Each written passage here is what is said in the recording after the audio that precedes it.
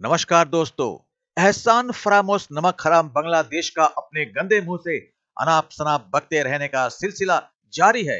बांग्लादेश के चीफ सलाहकार मोहम्मद यूनिस के खास काफी करीबी सलाहकार महफूज आलम ने एक ऐसा जोकरो जैसा हास्यकर बेहुदा बयान दे दिया फेसबुक पर कि 2 घंटे के अंदर ही उसे अपने पोस्ट को डिलीट करना पड़ा। उसने अपने बेहुदे पोस्ट में पश्चिम बंगाल, बिहार, उड़ीसा, असम को बांग्लादेश में मिलाकर एक नक्शे को फेसबुक में पोस्ट करके बोला कि यही असली बांग्लादेश है और इन राज्यों को भारत से छीनकर हम असली बांग्लादेश बनाएंगे। आइए पहले वीडियो देखते हैं और तब इस महफूज आलम और मोहम्मद यूनुस की खबर लेते हैं। साथ ही अगर दिल करे तो चैनल को सब्सक्राइब भी कर देना।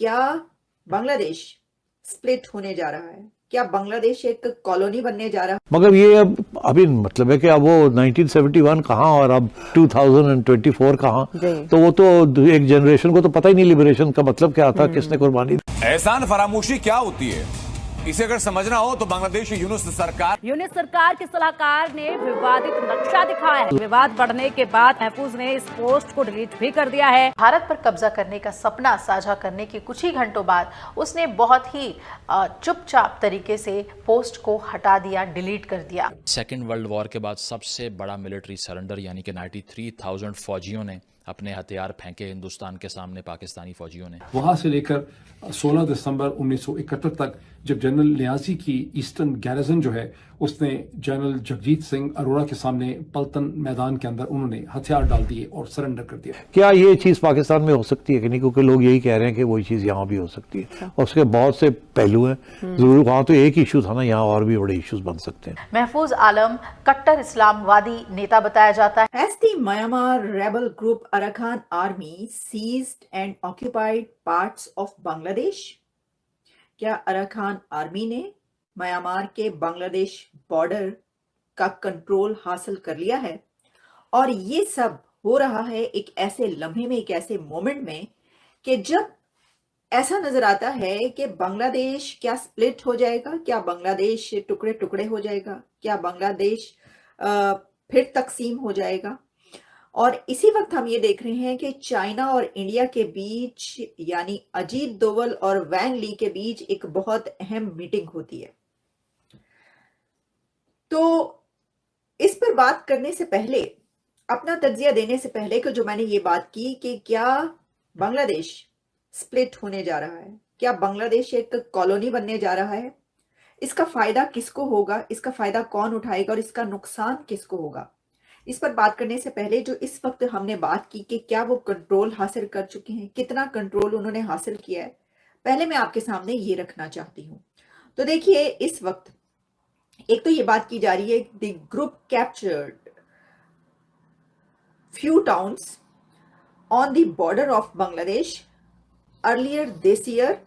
Since November 2023 the Arakan army has gained control of 11 of Rakhine's 17 townships along with one in neighboring China state।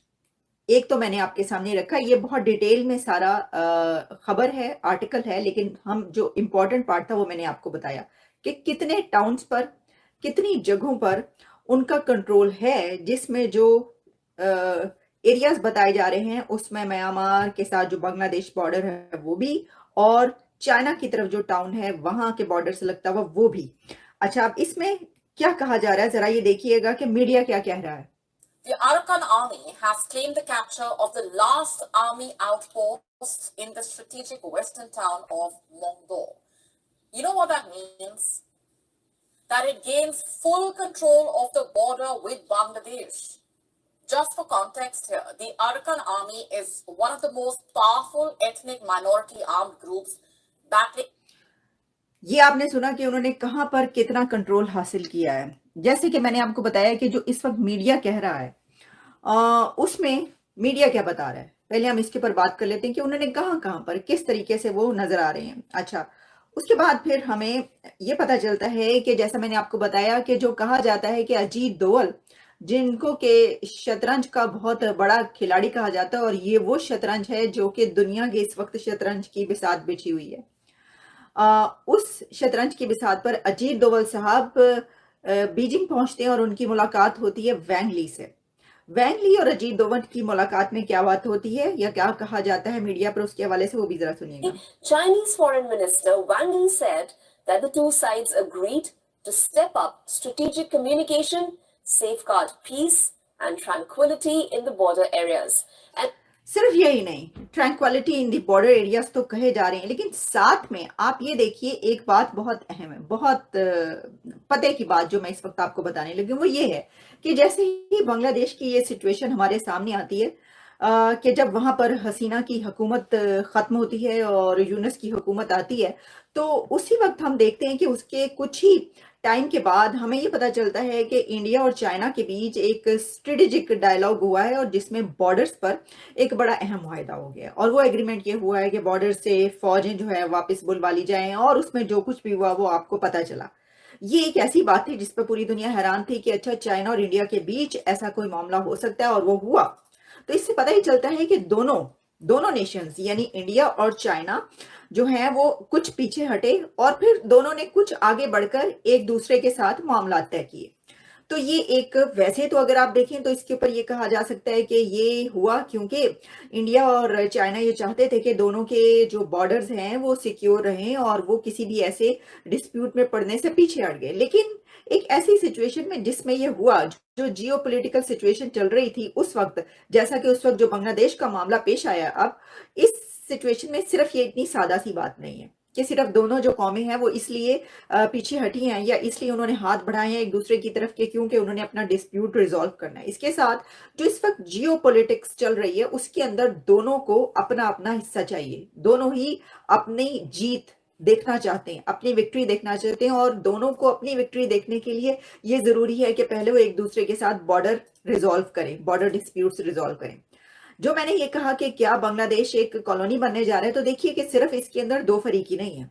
आप ये ना समझिए कि बांग्लादेश में पर जो जिसकी नजर है इस वक्त वो सिर्फ भारत है, या बांग्लादेश पर इसकी जिसकी नजर है वो सिर्फ चाइना है, या बांग्लादेश पर मशरकी पाकिस्तान पर, साबिक मशरकी पाकिस्तान पर इस वक्त जिसकी नजर है वो सिर्फ पाकिस्तान है। नहीं, इस वक्त अमेरिका भी इसके अंदर शामिल।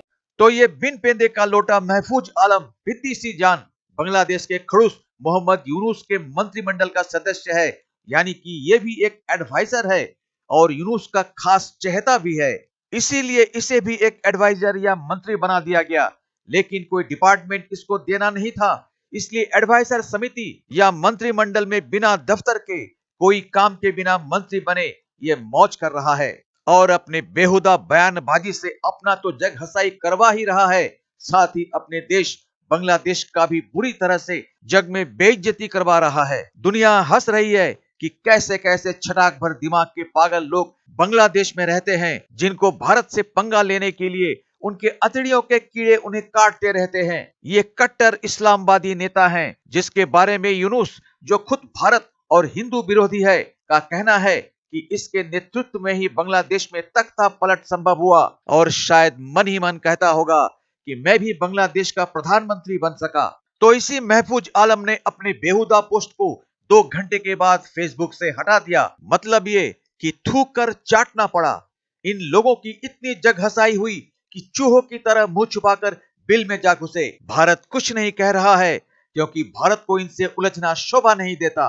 भारत अपनी गरिमा को जानता है, इसलिए भारत ने अपना दूत फॉरेन सेक्रेटरी के रूप में भेजा था ये वार्ता देने के लिए कि ज्यादा उछलो मत, अपनी औकात में रहो, नहीं तो खुद मिट जाओगे। वही दशा बांग्लादेश की अब होने जा रही है। बांग्लादेश टुकड़े टुकड़े होकर बट जाने के कागार पर खड़ा है। आज बस इतना ही, मिलते हैं अगली वीडियो में, तब तक जय हिंद, जय भारत।